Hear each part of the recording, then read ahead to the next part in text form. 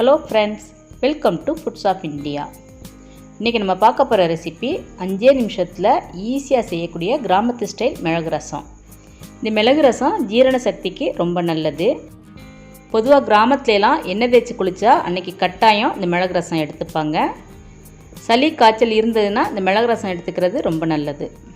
முதல்ல ரசத்துக்கு தேவையான புளித்தண்ணியை நம்ம கரைச்சி எடுத்துக்கலாம். ஒரு பாத்திரத்தில் ரசத்துக்கு தேவையான அளவு தண்ணி எடுத்துக்கலாம். அதில் ஒரு சின்ன நெல்லிக்காய் அளவு புளி எடுத்து நல்லா கரைச்சி தேவையில்லாத நாரெல்லாம் நம்ம எடுத்துடலாம். இந்த புளித்தண்ணியில் 2 மீடியம் சைஸ் தக்காளியை பொடியாக நறுக்கி இதில் போட்டு கைனால் நல்லா மசிச்சு விடுவோம். இந்த தக்காளியை மிக்சியில் அடிச்சிடக்கூடாது, கைனால் இந்த மாதிரி மசிச்சு விடணும். 1/2 டீஸ்பூன் மஞ்சள் தூள் போட்டு இதையும் நல்லா மிக்ஸ் பண்ணிக்கலாம். இப்போ நம்ம ரசம் ரெடி பண்ணிடலாம்.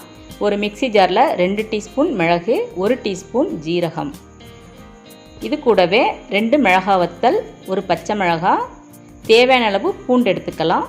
பொடி பூண்டுங்கிறனால நான் 15 பல் பூண்டு எடுத்திருக்கேன். பூண்டு அந்த மாதிரி நம்ம தோலோடு எடுத்துக்கலாம். கூடவே 4 சின்ன வெங்காயம் போட்டுக்கலாம். தேவையான அளவு கொத்தமல்லி தழை போட்டுக்கலாம். கொத்தமல்லி தழை அந்த காம்போடு இருந்ததுன்னா நல்ல வாசமாக இருக்கும். தேவையான அளவு கருவேப்பிலை போட்டுக்கலாம். கருவேப்பிலையும் நம்ம காம்போடவே போட்டுக்கலாம். இப்போ இதெல்லாம் மிக்சியில் கோர்ஸாக அரைச்சிக்கணும், ரொம்ப நைஸாக அரைச்சிடக்கூடாது. இந்த மாதிரி அரைச்சி எடுத்துக்கணும். இப்போ ஒரு பேனில் 2 டீஸ்பூன் நல்லெண்ணெய் விட்டுக்கலாம். இதுக்கு கட்டாயம் நல்லெண்ணெய் தான் விடணும்.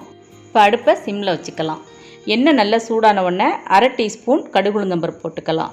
1/2 டீஸ்பூன் ஜீரகம், 1/2 டீஸ்பூன் வெந்தயம், 1/2 டீஸ்பூன் மிளகு, 1 மிளகா வத்தல், இது கூடவே 1/4 டீஸ்பூன் அளவுக்கு பெருங்காயத்தூள் போட்டுக்கலாம். இப்போ இதெல்லாம் எண்ணெயில் நல்லா வதக்கிப்போம். இப்போ வாசத்துக்கு கொஞ்சமாக கருவேப்பிலை போட்டுப்போம். இப்போ எல்லாம் பொரிஞ்சு ஒரு நல்ல வாசம் வரும்போது நம்ம அரைச்சி வச்சுருக்க மிளகு ஜீரகத்தை இதில் போட்டு நல்லா மிக்ஸ் பண்ணிக்கலாம். இந்த மிளகு ஜீரகம் பூண்டு எல்லாம் எண்ணெயில் வறுபடும்போது ஒரு நல்ல ஃப்ளேவர் கொடுக்கும். இப்போ கரைச்சி வச்சுருக்க புளித்தண்ணியை இதில் ஊற்றிப்போம். இப்போ நம்ம அடுப்பை ஃபுல் ஃப்ளேமில் வச்சுக்கலாம். ரசத்துக்கு நம்ம மூடி போட்டு மூடக்கூடாது. இந்த மாதிரி நுர கட்டி வரும். இந்த டைம் நம்ம கொஞ்சமாக தண்ணி ஊற்றி அடுப்பை ஆஃப் பண்ணிடணும். இந்த மாதிரி தண்ணி ஊற்றினோம்னா ரசத்தோட சூடு கொஞ்சம் குறைஞ்சிரும். அதுக்கப்புறம் நம்ம உப்பு போட்டுக்கலாம். இப்போ இந்த ரசத்துக்கு தேவையான அளவு உப்பை நம்ம போட்டுக்கலாம். மிளகு ரசத்தை நம்ம கொதிக்க விடக்கூடாது. அதே மாதிரி உப்பு நம்ம முன்னாடியே போட்டுறக்கூடாது. அடுப்பை ஆஃப் பண்ணதுக்கப்புறம் தான் நம்ம உப்பு போடணும். இப்போ வாசத்துக்கு கொத்தமல்லி தழையை மேலே தூவி விடலாம். இந்த ரசத்தோட துவையல் எடுத்துக்கலாம். எல்லா வகையான காய்கறிகளும் சைட் டிஷ்ஷாக எடுத்துக்கலாம். அதே மாதிரி நான்வெஜ்ஜும் இதுக்கு ரொம்ப நல்லாவே பொருந்தும். இப்போ நம்மளோட ஹெல்த்தியான அதே சமயம் நல்ல காரசாரமான கிராமத்து மிளகு ரசம் ரெடி ஆயிருச்சு. நீங்களும் இந்த ரசம் ட்ரை பண்ணி பார்த்து எப்படி இருந்துச்சுன்னு கமெண்ட்ஸில் சொல்லுங்கள்.